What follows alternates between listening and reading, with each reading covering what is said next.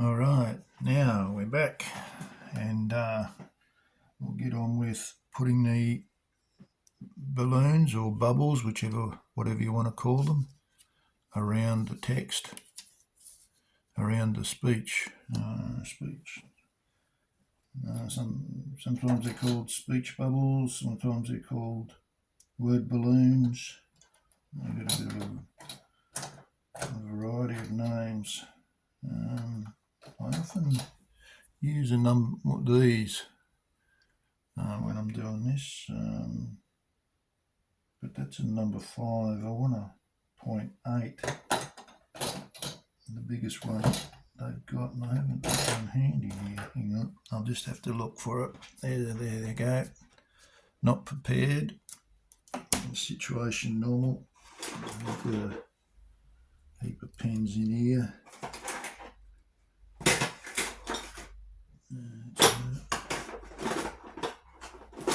Here we go. It's another 5. That's a 3. What's this one? This one's a B. Oh, that's a brush. That's really good. When you know it.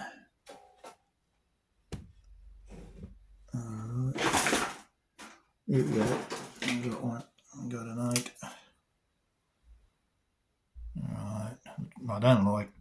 Well, the trouble with doing this is it ruins the point on there.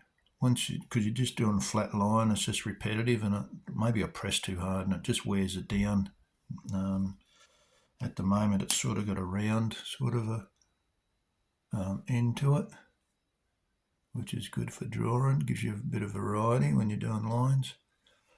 But once you get it flat, it's sort of not very good. Hang on.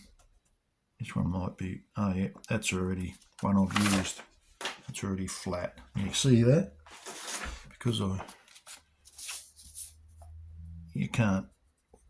I've worn a flat bit on it, the only way it will work now is if it is flat. So, okay, so it's made for the job. All right, now I like to have a bit of space around these if I can.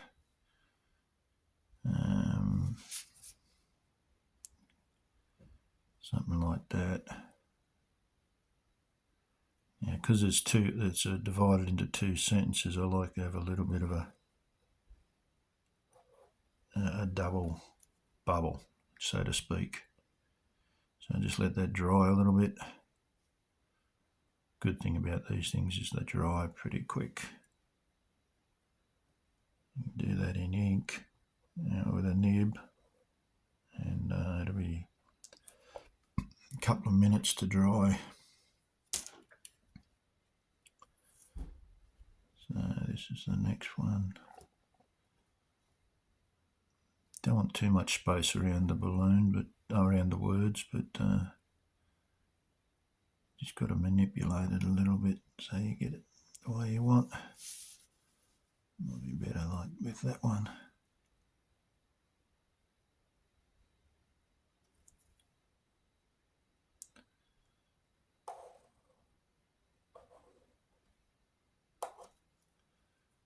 Let it dry, because it will smudge, of course. Now, I'll leave somewhere for the little tail here. I'll put the tail, I'll put it down a little bit. Now, the way that is, I'll need my French curves for this.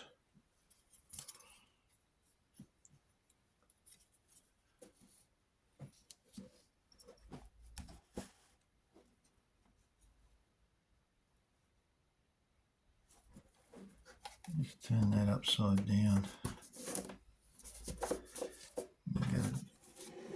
Get them to line up properly. Oh, it looks pretty rough.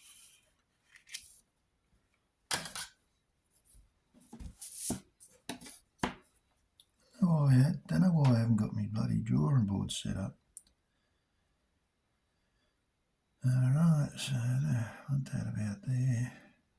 Got to leave a little bit of a gap because of the thickness of the pen nib. You've got to just leave a little bit of a gap there.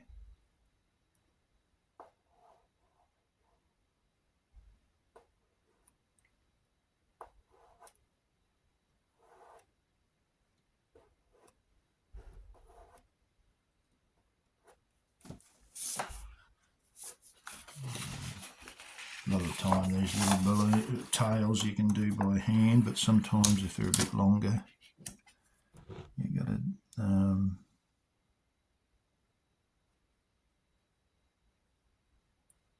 use the template.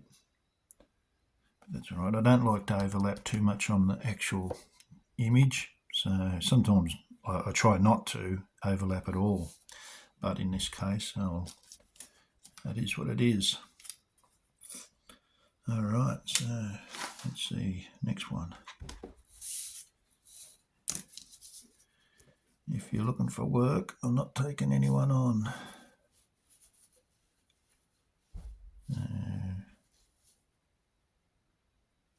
So that's almost 2 sentences, so we can put it a little bit of a double bubble on this one too, I think. Put that about there.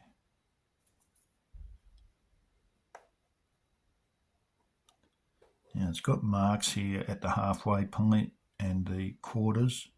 So each of the quarters, like that, top, bottom, left and right, but also at the quarters between those. So if you're doing a curve, you sort of want to don't go past that apex, and sometimes, depending on what you're doing, you don't want to go past that. So it's good to have those little marks there to help you with that. Just pull that across. And the same thing here. Don't go past that top. Now this one here, about there. Now I'll leave a bit of a gap here for the tail. And there, I don't go past that bottom, that square bit, the bottom marker. Yeah, this one.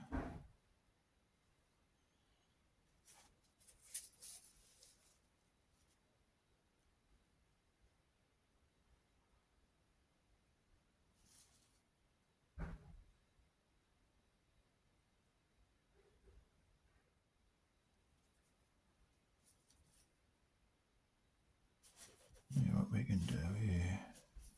Bigger circle there. Now get that to meet up with that one. There we go, and ideally you don't see where the join is. So this is just another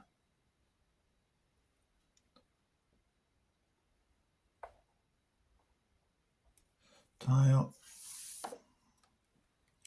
Usually I'll do these last with the French curves, do those joins.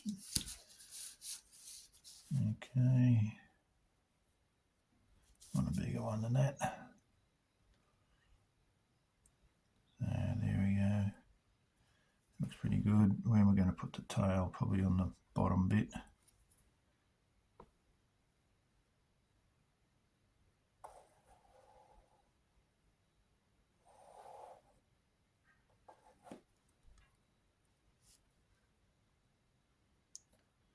So there,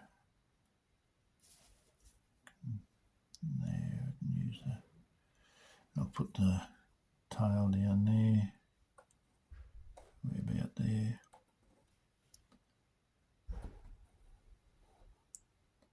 It goes right across.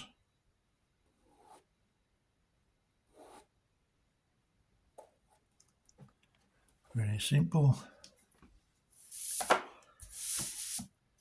And now these ones, with a bit of luck they'll go. It's not too bad. So I need a tail going that way for him and another tail joining up to that. I'll just give him a little bit more room for the text. So in that case, I'll just go to there. I try and have the, when possible, have the tail pointing to the person who's speaking their mouth, but sometimes just got to point in their general direction. Leave a gap there for the link, the joiner. This one I can use the same.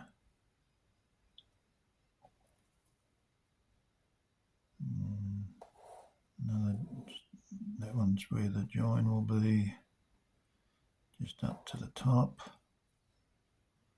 Let it dry. Hang on. That's better. And this one.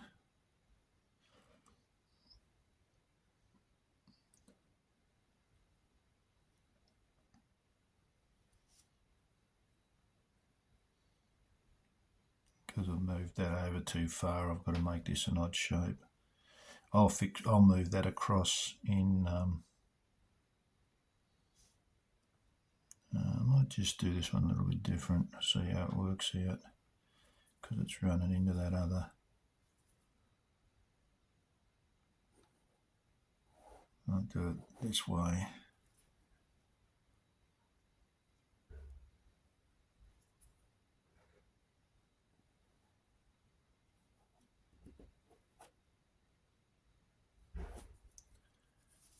And like that.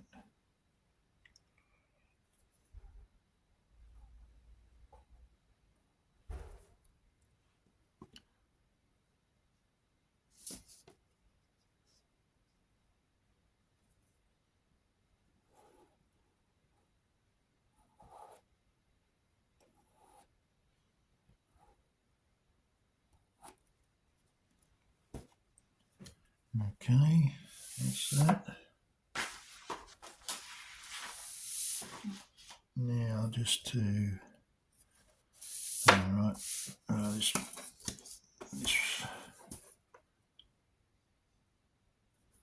get that to line up.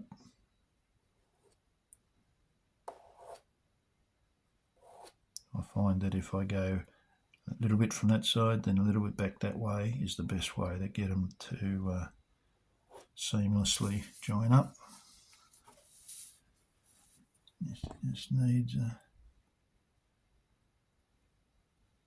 little tail here.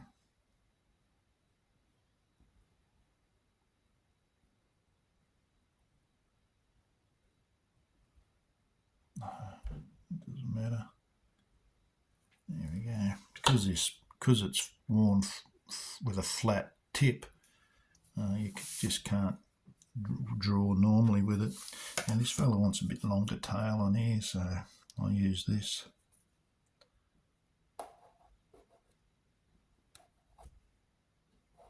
You got to keep that perfectly square to get it to mark properly. Now I've gone a little bit far, but I can white that out. I've got some white out there. I've just got to join these.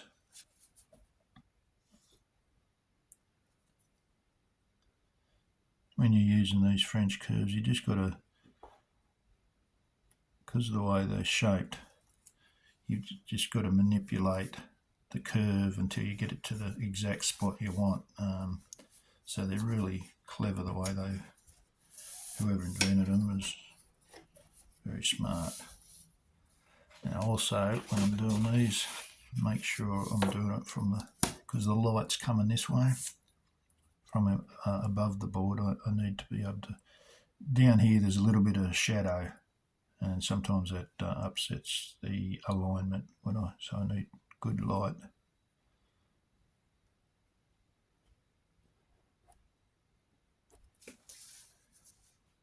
Just a little joiner here.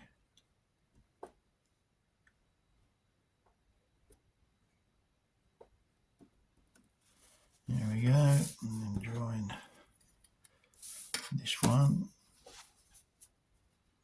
Just a little bit of curve there, it's barely perceptible, but I can just see it, so we want to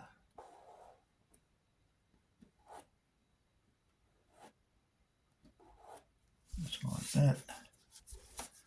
And this one.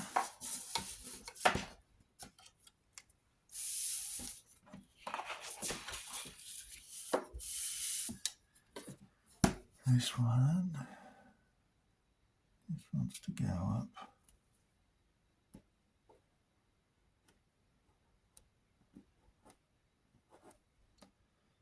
And there.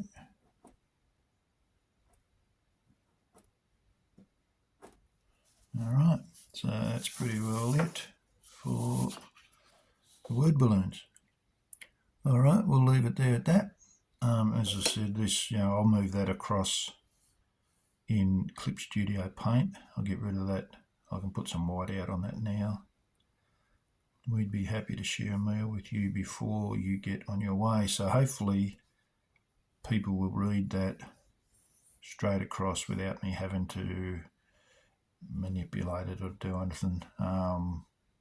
Hopefully they just follow that straight across. Oh, that's a complete sentence. Okay, we'll see how we go with that. If not, I'll just have to rearrange it. I'll probably, if there has to be a major change, like, for example, I may have to put this all in one balloon, so we'd be happy to share a meal with you before you get on your way, sort of thing. So I might do it in like that. I generally don't like to do great big long word balloons, long skinny ones with long text like that.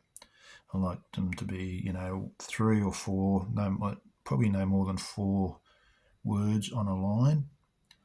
3's good. That's the way I like to keep them. But if you got to do it, you got to do it. So I'll I'll see how it turns out and make my decision then. All right, thanks for watching, and we'll catch you next time. Look after yourselves. Bye. Oh yeah, don't forget to tick like and subscribe and share if you can. Thank you. Bye.